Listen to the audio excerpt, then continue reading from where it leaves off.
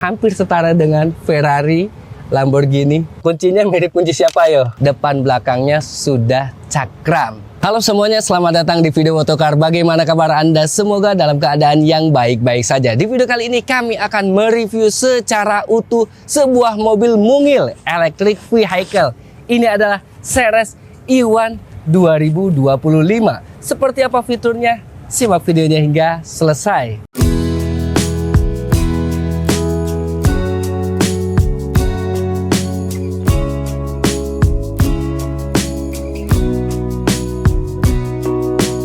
Dari bagian depan, desainnya ini sangat cute banget. Ya, memang mobil ini diperuntukkan untuk anak muda atau untuk emak-emak jemput sekolah ke pasar. Cocok banget ya mobil ini ya. Di depannya terdapat lampu yang sudah LED projector, ada di RL-nya, terdapat logo Ceres. Nah, Ceres ini sub-brand daripada DVSK, Dongfeng Sokon, sebuah perusahaan otomotif yang sangat besar di Cina sana. Jadi tahu dong mobil ini dari mana aslinya? Bagian bawahnya tidak dapat grill sama sekali karena mobil ini memang mobil EV. Terdapat seolah-olah fog lamp tapi bukan fog lamp. Ini garnish saja berwarna hitam. Andai saja sama Ceres Indonesia diganti menjadi sebuah DRL yang sangat cantik sekali, kami harap seperti itu ya. Dan kemudian mobil ini karena kecil, kacanya agak tegak seperti ini. Wipernya ada dua loh, meskipun mobilnya memang mungil. Nah, kemudian di atasnya terdapat roof rail, terdapat bolong-bolongan, jadi nggak nambah lagi aksesoris, nggak harus ada yang dicongkel lagi. Kalian cukup bentangkan tali atau bentangkan aksesorisnya yang harusnya sudah ada di pasaran untuk aksesorisnya. Oh iya, mobil ini dua pintu ya. Jadi mobil ini hampir setara dengan Ferrari, Lamborghini, McLaren. Kamu warna apa? Sedangkan di bagian belakangnya ini lebih oke sih ketimbang dari pesaingnya yang REV yang hanya datar seperti ini. Ini seolah-olah memang dibentuk secara khusus oleh Ceres. Jadi di sini ada lekukan, dan ada lekukan lagi. Di atasnya ada antena South Pole. Anda tinggal ganti saja menggunakan Sharpin antena, dan kami suka sekali dengan desain kacanya yang tidak terlalu besar untuk ukuran mobil yang sekecil ini. Ya, ini pas banget nih. Terdapat emboss Ceres di sini. Dan ada tombol, nanti kita pencet tombolnya tombol apa. Terdapat lampu untuk lampu gunung atau high stop mount lamp. Di bagian belakang ini juga sudah dilengkapi dengan kamera mundur. Mobil sekecil ini loh ada kamera mundurnya. Dan ada dua buah sensor parkir serta ada attention to detail yang sama dengan bagian depan. Nih, mobil ini dibekali dengan baterai berkapasitas 16,8 kWh yang diklaim dapat menempuh jarak hingga 220 km. Itu sangat jauh sekali. Untuk pengecasan, sayangnya mobil ini belum dilengkapi dengan CCS2.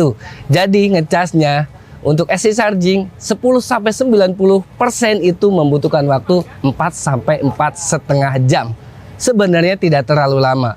Cukuplah Anda cukup pulang ke rumah, lalu Anda charge, bangun tidur udah penuh lagi. Bener gak? Karena memang kapasitas baterainya tidak terlalu besar. Nah, tenaganya sendiri 30 kW dan torsinya 100 Nm. Cukup lah ya untuk harian. Untuk urusan kaki, mobil ini dibekali dengan velg berukuran 13 inci. Pakai bannya Haida 145/60. Tipe yang kami review atau yang tipe tertingginya sudah dilengkapi dengan all disc. Depan belakangnya sudah cakram. Nah, kalau yang harganya 180 jutaan, baru belakangnya drum.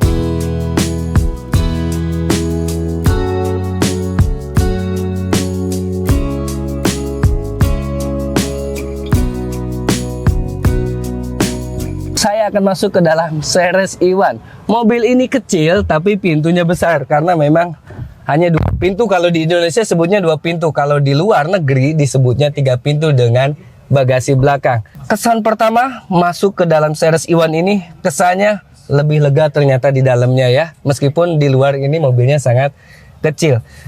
Kenapa lega? Karena di sini tidak ada yang aneh-aneh yang membentang ya. Jadi ini lega, kaki Anda bisa selonjoran ke sini nih. Nggak ada konsol tengah gitu ya. Untuk warnanya juga sangat ciamik, jadi bagian bawahnya ini berwarna blue, atapnya beige, dan warnanya ini banyak nih, kalian bisa lihat di kaca ya, di layar kaca teman-teman, warnanya seperti itu banyak. Kemudian untuk posisi mengemudinya layaknya sebuah mobil hatchback. Jadi bonetnya ujungnya tidak terlihat, tapi masih oke dan masih rendah posisinya. Untuk pengaturannya hanya bisa maju mundur dan recline, serta setirnya ini fix ya, tidak bisa naik turun maupun teleskopik. Ya nggak apa-apa lah, karena harganya juga kan 200 jutaan kecil atau ada yang under 200 juta. Untuk menyalakannya lucu nih ya, sebelum menyalakan kuncinya seperti ini. Nah, kuncinya mirip kunci siapa yo? Mirip kayak Wuling ya, Wuling REV. Ada lock unlock dan untuk tombol membuka bagasi. Nah, kita nyalakan dulu. Sudah start stop engine. Nah, ini bedanya dengan REV, dia ada start stop engine di sini di bagian mata kunci biasanya. Nyalakan dulu ya. Jadi harus ditekan tetap. Nah, ada ready berarti sudah nyala. AC-nya ini langsung nyala ya. Oke, saat pertama kali dinyalakan terdapat instrumen cluster yang full digital. Lumayan gede ini ukurannya untuk sebuah EV kecil. Terdapat informasi yang cukup lengkap. Kilometer di sini, bahkan posisi mobil terbuka pintunya juga diperlihatkan. Power ya 0% di situ. Terdapat the door is open ya, informasi itulah ya. Kemudian Anda bisa atur-atur dari sini ya, ECU setting, volt info, balik lagi ke situ. Oke. Dan di sini terdapat apa nih? Set. Ini untuk cruise control yang tentunya tidak adaptif ya, tapi sudah ada cruise control udah oke. Di sini setirnya dibalut dengan kulit dan ini lembut sekali, ada jahitan asli. Terdapat beberapa tombol yang atraktif di sini untuk pengaturan tadi instrumen cluster, cruise control meskipun belum adaptif, dan di kanannya untuk pengaturan ke head unitannya. Dan setirnya ini enak banget digenggam, pas aja kecil gitu ya. Dan untuk di balik setir terdapat untuk lampu di bagian kanan, jadi ini kayak mobil Jepang, tidak ada autonya. Terdapat juga pengaturan wiper di sebelah kirinya. Ya, di sini juga tidak ada autonya. Enggak. Wiper belakangnya nggak ada ya, karena belakang nggak ada wipernya. Oke. Kemudian di balik kanan, di bagian kanannya ada untuk pengaturan mirror ya, electric mirrornya pengaturannya ada di sini, dan untuk arah lampu atau apa nih namanya ya, itulah ya arah lampu di sini, level lampunya. Nah, kita ke head unitnya. Nah, mobil ini sudah dilengkapi dengan head unit yang atraktif 7 inci dan sudah lengkap Bluetooth. Di sini ada media, FM radio juga ada, car auto, USB music phone, settings, Bluetooth musik, radio, fitur, video, serta di sini pengaturannya ada apa saja. Kita lihat display mode, EQ and balance, volume, time, wifi ya. Jadi ada wifi-nya di sini ya. Bisa connect ke internet, display and brightness general. Oke, lumayan lengkap sekali. Di sini terdapat pengaturan AC yang tombolnya ada tersendiri. Ini kami lebih suka nih seperti ini. Jadi ada tombolnya dipisah, bukan di head unit. Meskipun memang tombolnya kapasitif. Ya, ada modenya, lalu ada off on. Nah, di sini panas dinginnya Anda bisa atur-atur, dan terdapat tuas transmisi yang tidak di bawah, tidak di sini tapi di sini ada ada RN dan D atau sport. Nah, untuk mengaktifkannya harus diinjak dulu remnya baru Anda switching. Gitu ya.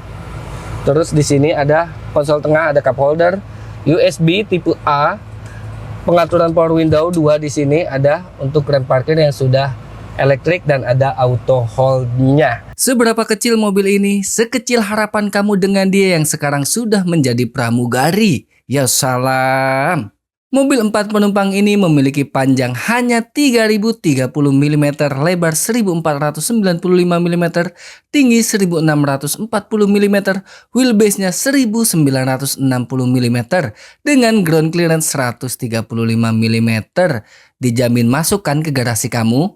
Untuk membuka bagasinya pakai tombol di sini yang tadi saya bilang, dan pembukaan bagasinya dia di atas seperti ini, lumayan tinggi. Jadi untuk memasukkan barang nih lumayan effort ya.